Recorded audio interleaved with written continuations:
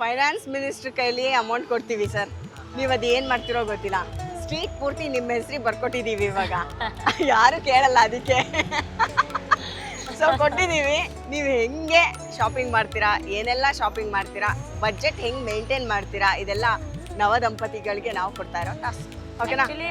Shopping ಮಾಡೋದು, budget ಮಾಡೋದೆಲ್ಲ ಇವರೇನೆ. ಹಾ, ಎವ್ರಿಥಿಂಗ್ ಆದ್ರೂ ಫೈನಾನ್ಸ್ ಮಿನಿಸ್ಟರ್ ನೀವು. ಅದು ಹೆಂಗೆ ಅಂತ ನಂಗೆ ಅರ್ಥ ಆಗಿಲ್ಲ. ಅಕೌಂಟ್ ಅಷ್ಟೇ ಅವ್ರದ್ದು, ಮೇಂಟೆನೆನ್ಸ್ ಎಲ್ಲ ನೀವು. ಒಂಥರ ಹಾಗೆ.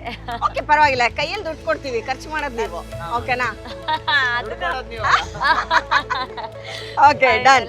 ಇವಾಗ 1, ಓಕೆ 2, ಓಕೆ 3, ಅವರಿಗೆ ಕೊಡ್ತೀರಾ? 4, 5, ಓಕೆ 5, 5. 5,000.